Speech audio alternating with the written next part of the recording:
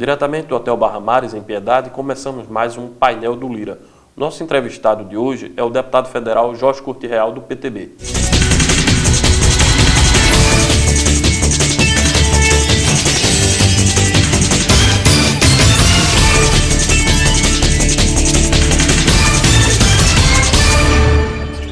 O nosso convidado de hoje é deputado federal do segundo mandato, presidente da Federação das Indústrias do Estado de Pernambuco, da FIEP, do PTB, do ministro Armando Monteiro, um dos maiores aliados do ministro, que foi candidato a governador, ficou em segundo lugar. E a gente vai falar aí de muitos temas, não só de política, do mandato em Brasília, mas também de economia, até porque ele representa um setor importante para Pernambuco e também para o Brasil, que é o setor da indústria.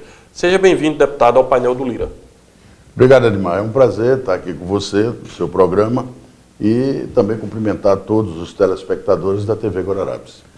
Deputado, o senhor, queria lhe perguntar sobre como foi que o senhor decidiu sair digamos assim, da vida empresarial. Não é que saiu, né? Não só ficar só como empresário, mas entrar para a política, ser candidato pela primeira vez em 2010 a deputado federal. E o que é que lhe chamou a atenção para entrar nesse meio de política? Mas não foi fácil, não foi fácil. Foi uma decisão difícil. Eu, como você disse mesmo, desde que comecei a minha vida profissional, eu fui e sou empresário até hoje do setor predominantemente da construção civil, milito na construção civil, sou engenheiro civil e entrei também muito nas entidades representativas de classe. Tenho uma carreira das entidades representativas de classe, fui diretor, depois fui presidente do Sindicato da Indústria da Construção Civil de Pernambuco, Sinduscom, posteriormente também fui diretor, fui vice-presidente e presidente, que sou até hoje, da Federação das Indústrias do Estado de Pernambuco. E hoje sou diretor da Confederação Nacional da Indústria, diretor-secretário da CNI. E em 2009, final de 2009, os nossos companheiros da indústria me instaram que nós teríamos o desafio e nós teríamos aí um campo, vamos dizer assim, para representar, não digo empresariado, mas teria uma chance de representar uma parcela da sociedade na Câmara Federal. Nós assumimos e abraçamos o desafio, justamente era de substituir, no caso, o companheiro Armando, que iria para uma eleição no Senado Federal, que teve e logrou êxito, e sendo, inclusive, o senador mais bem votado, né, do Estado de Pernambuco, naquela ocasião.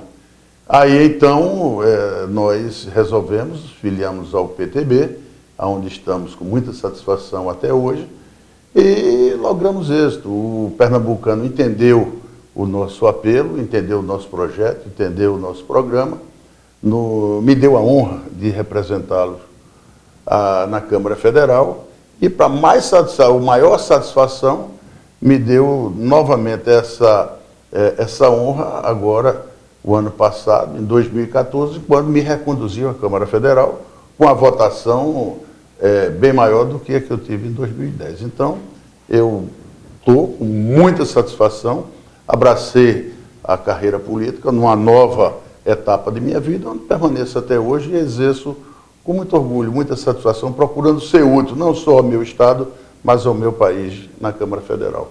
Deputado, o senhor também assumiu recentemente o posto de vice-líder do PTB na Câmara dos Deputados. Esse cargo lhe dá uma visibilidade a nível de Congresso Nacional, porque sabemos que temos 513 deputados federais, mas tem muitos que não conseguem, digamos assim, ganhar destaque porque não ocupam postos de liderança, não presidem comissões importantes. E o senhor, além de ser vice-líder do PTB, também faz parte de comissões importantes da Câmara dos Deputados. Como é isso? Como é essa ambientação em Brasília? Está como um deputado, digamos assim, atuante e importante para o Congresso Nacional? É com muita satisfação e abnegação que eu atuo, vamos dizer, na Câmara Federal.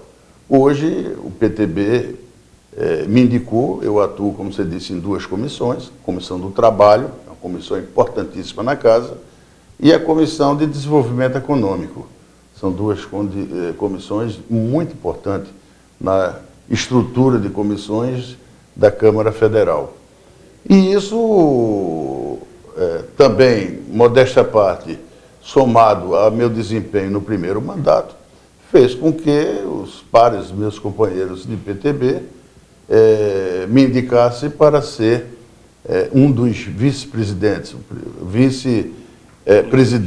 vice-líderes do partido na Câmara Federal. Então, isso aumenta a minha responsabilidade e faz com que a gente trabalhe mais, venha a ter um encargo maior responsabilidade.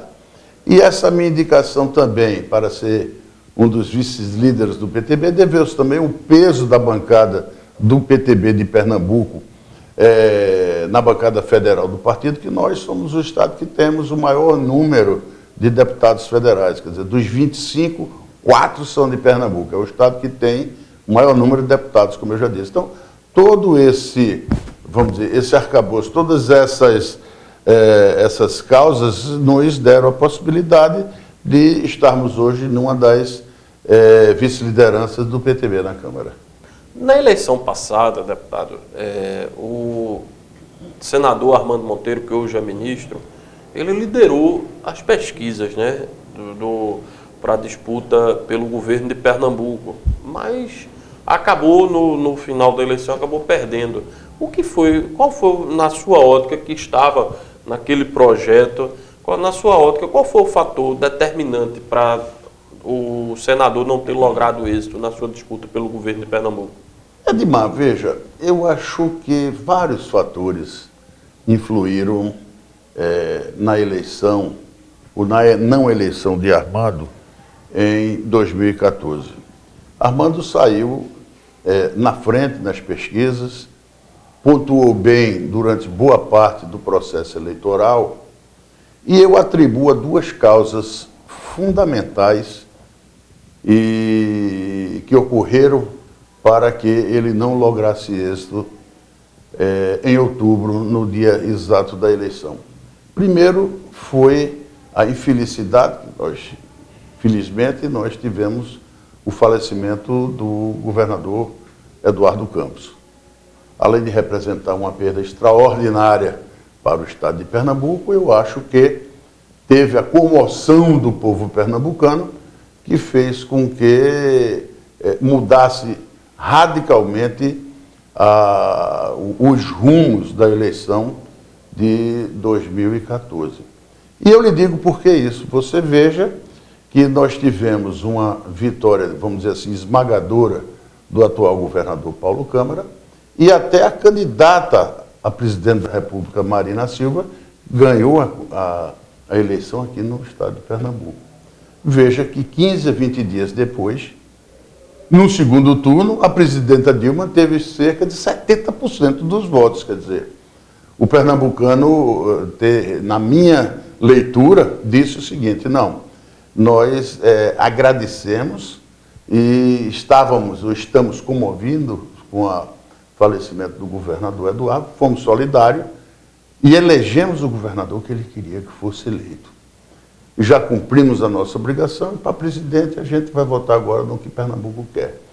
Então eu acho o seguinte, eu acho que esse fator Eduardo Campos foi fundamental, e outra coisa fundamental foi em termos de partidos coligados, né?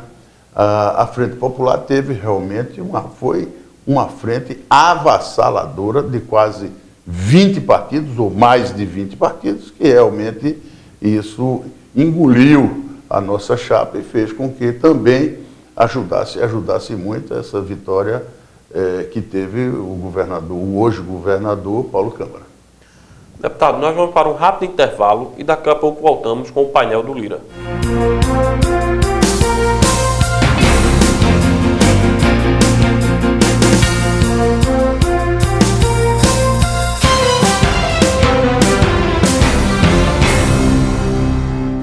voltamos com o painel do Lira com o deputado federal Jorge Corte Real, do PTB. Deputado, a nossa conversa, né, que a gente vinha falando no primeiro bloco, sobre a eleição. Agora eu queria lhe perguntar uma coisa. O senhor é aliado do senador Armando Monteiro, que assumiu um dos maiores ministérios do Brasil, que é o Ministério da Indústria e Comércio, né? Do Comércio Exterior. Isso. Qual o impacto, o senhor que é deputado federal, que é presidente da FIEP, que está diretamente ligado ao empresariado local e nacional, qual o impacto dessa pasta? Essa pasta é realmente isso tudo que a gente acompanha? O Ministério MDIC, hoje, ele é um dos mais, sempre foi, mas hoje ele é de fundamental importância para o Brasil. Ao contrário do que muita gente pensa, ele não é, assim, um ministério que tenha recursos, ele não é um ministério que suas ações venham aparecer de imediato, principalmente para a população. Agora, ele é um ministério onde Armando, no meu modesta parte de ver, ele se enquadra pelo seu perfil, pela sua experiência, pela sua interlocução e pelo seu conhecimento, ele se enquadra muito bem nesse ministério. Esse ministério que ele está fazendo, e hoje já se começa a ter os primeiros resultados, é traçar políticas de médio e longo prazo para a indústria, para o comércio, para as exportações brasileiras, criando o quê?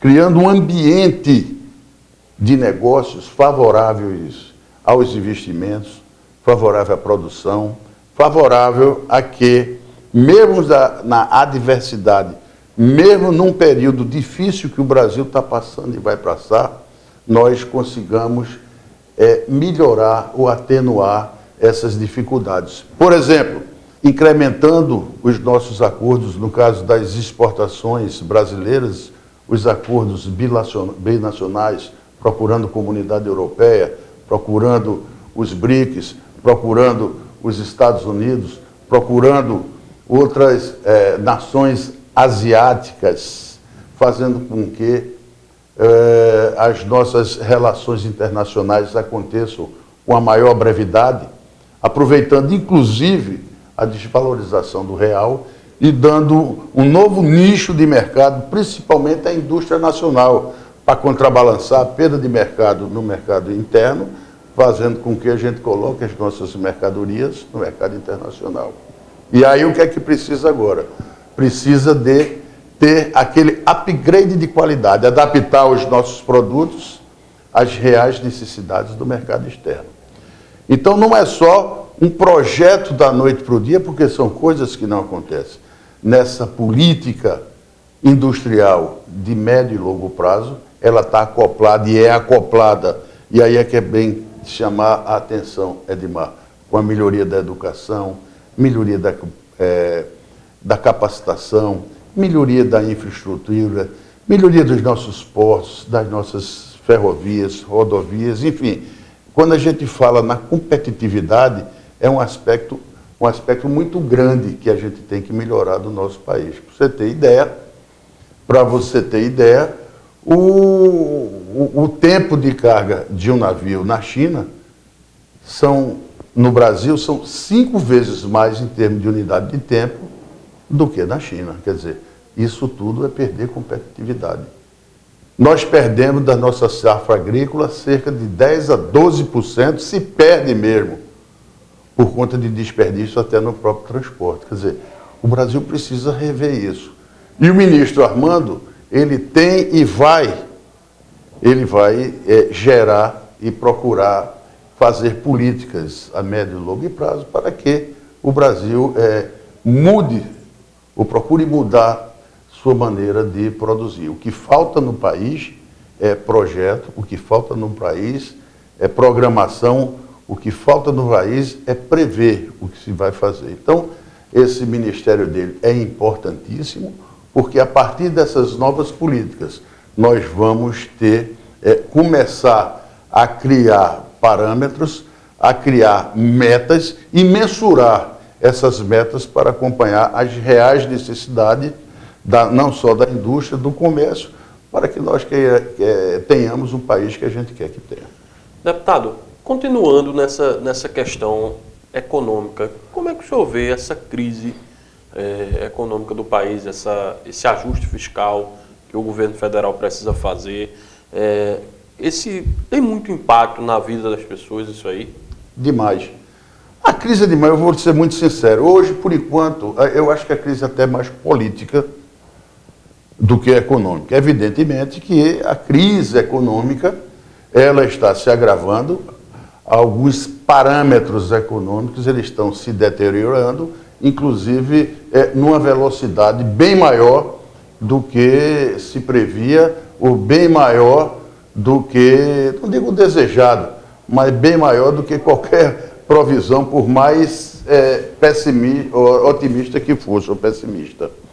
Mas o que eu digo é o seguinte, os fundamentos, ou o fundamento econômico do Brasil ainda é bom. Nós ainda somos credores internacionais, nós ainda temos um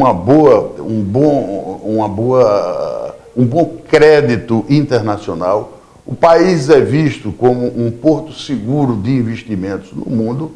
O que, evidentemente, nós precisamos é rever internamente as nossas questões, como, por exemplo, gastos governamentais, melhorar a qualidade dos nossos gastos, diminuir a carga tributária, melhorar a estrutura tributária, melhorar as condições de produção, rever, e aí precisa coragem, a questão trabalhista desse país, rever a reforma trabalhista é fundamental, mudar a CLT, fazer uma CLT mais leve, fazer uma CLT mais rápida, menos burocratizada, e quando eu falo isso, sem tirar direito de nenhum trabalhador. Não falo em tirar direito de ninguém. Agora, nós temos que, evidentemente, ter legislações compatíveis com legislações de outros países.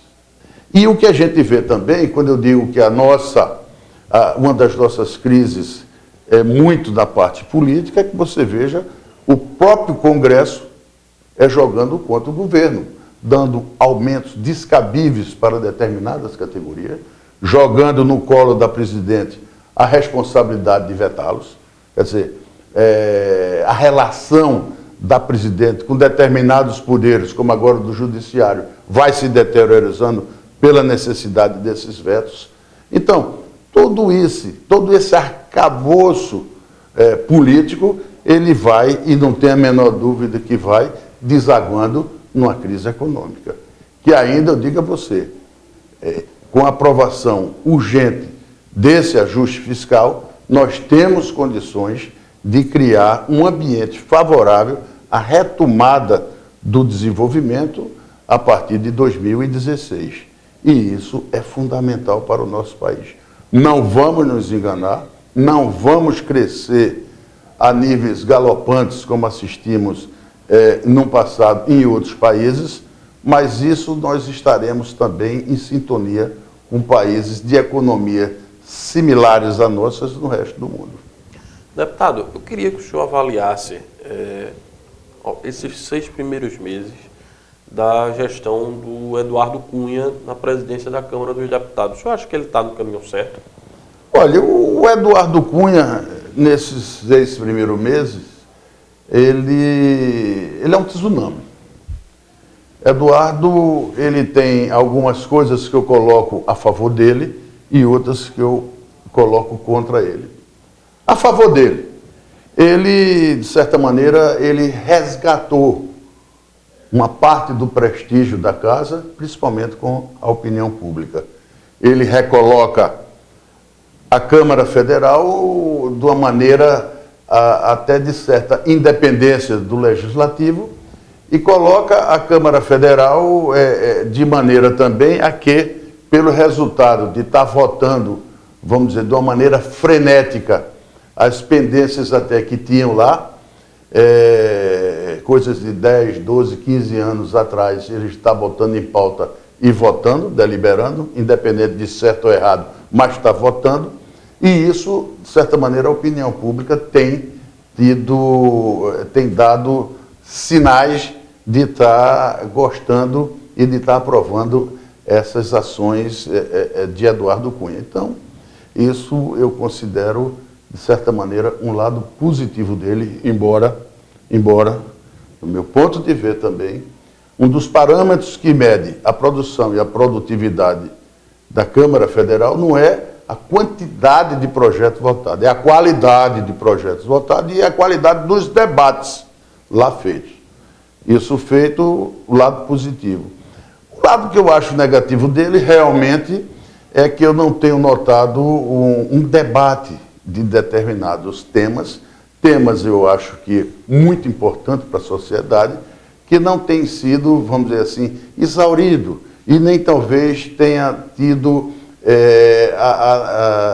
a necessária, ou não tenha a rapidez, a sociedade não estava também exigindo a rapidez que foi dada. Por exemplo, a questão dessa redução da maioridade penal poderia ter se demorado um pouco mais e aprimorado o debate. Não estou dizendo que não era importante nem devesse não ter sido votado. Sim, acho que deveria ter se debatido um pouco mais. Quer dizer, é um ponto só que eu disse a ele. Então, na parte do debate é que eu discordo de Eduardo Cunha. Eu acho que ele poderia debater um pouco mais as questões, debater um pouco mais os temas que hoje desempenham ou que existem na casa.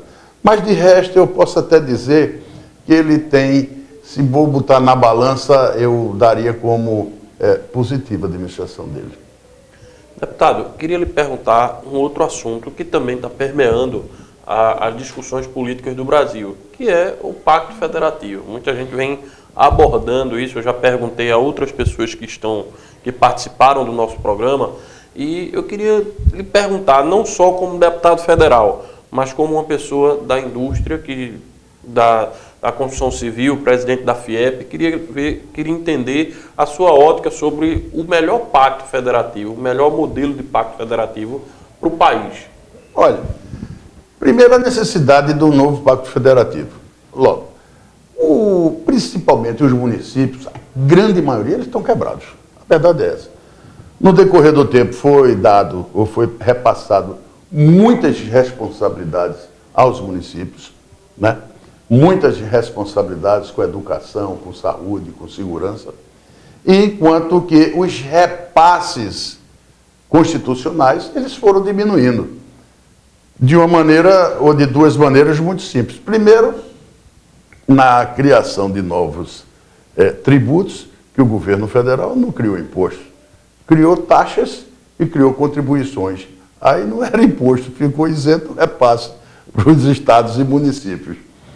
E depois, pelas isenções fiscais que foram dadas, que realmente penalizou os municípios, porque os municípios sem dá-las também ficou, vamos dizer assim, compartilhou dessas isenções, porque, no caso federal, o IPI diminuiu e diminuiu muito em termos de arrecadação. Pois bem. Outra coisa é também a repactuação dos débitos dos estados e municípios. Você tem que repactuar esses débitos, ver em prazo de repactuação e rever os índices adotados, porque você tem uma conta que não fecha, você tem uma conta de distribuir e outra de cobrar, que torna-se essa dívida impagável. É impagável. Então você tem que repactuar, ter um V0 ali, e negociar os índices para negociar esse pagamento dos estados e municípios. Então, veja, a partir daí, repactuar essa redistribuição desse, vamos dizer, desse bolo tributário, repactuar as obrigações dos estados e dos municípios e, a partir daí, ter uma nova etapa, uma nova condição de convivência desses entes federativos. Agora, quando a gente fala em crescimento sustentado, quando a gente fala em interiorização de desenvolvimento, você não pode pressupor municípios quebrados. Você tem que ter municípios que sustentem a educação, principalmente o que é inerente ao município, que é a educação do ensino fundamental, tem que ter uma educação básica também, uma saúde básica inerente também, que é do município, e a infraestrutura básica também. Quer dizer, sem isso, quem é que vai levar investimento para esses municípios? Como é que nós vamos interiorizar o crescimento no caso do estado de Pernambuco? Então, veja, é uma responsabilidade grande. Eu acho que essa definição, esse novo pacto federativo deveria estar na primeira ordem do dia de todos os parlamentares dessa nação e da própria nação, porque a partir daí é que a gente pode sustentar e falar em desenvolvimento sustentado para a própria nação. Outra coisa fora do Pacto Federativo, é uma política nacional de desenvolvimento regional, porque o fosso ainda existe. Nós temos regiões, no caso do Nordeste, que precisamos ter uma política diferenciada, inclusive de investimentos, para que, de uma vez por todas, nós tenhamos um crescimento igual e tenhamos condições de crescimento iguais a outras regiões mais desenvolvidas para o Brasil. Por exemplo, termos condições de se ter no Nordeste IDH parecido com outras regiões, ter condições de níveis salariais mínimos iguais, e aí você tem uma série de indicativos que, enquanto esses indicativos, principalmente os sociais, não forem iguais, nós temos que perseverar, termos essas políticas que venham resolver essas desigualdades regionais. Deputado, só para antes de a gente encerrar o programa, eu queria lhe perguntar, que também está na pauta, né? A gente já está aí com a eleição de 2016, as eleições municipais, já as discussões. Qual é a expectativa do PTB estadual para essa disputa do ano que vem? Vocês acham que tem condições de manter as prefeituras que estão e até ampliar? Temos e vamos. Nós já estamos aí reorganizando não, porque nunca deixamos de estarmos organizados.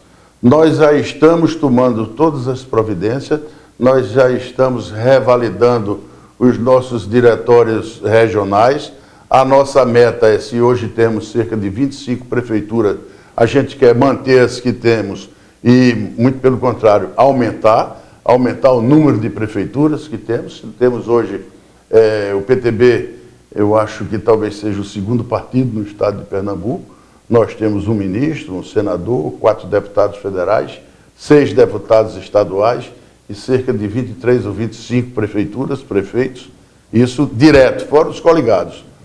E a nossa meta não poderia ser diferente. Sob a liderança do ministro Armando Monteiro, nós já vamos começar, a partir do próximo mês, as nossas reuniões regionais, no sentido de que possamos ter um movimento robusto de novas filiações, definições, e não tenha dúvida, Edmar, nós vamos crescer, nós vamos ficar e vamos sair de 2016 maiores ainda do que somos hoje. Deputado, gostaria de agradecer a sua presença no painel do Lira e que o senhor fizesse as suas considerações finais.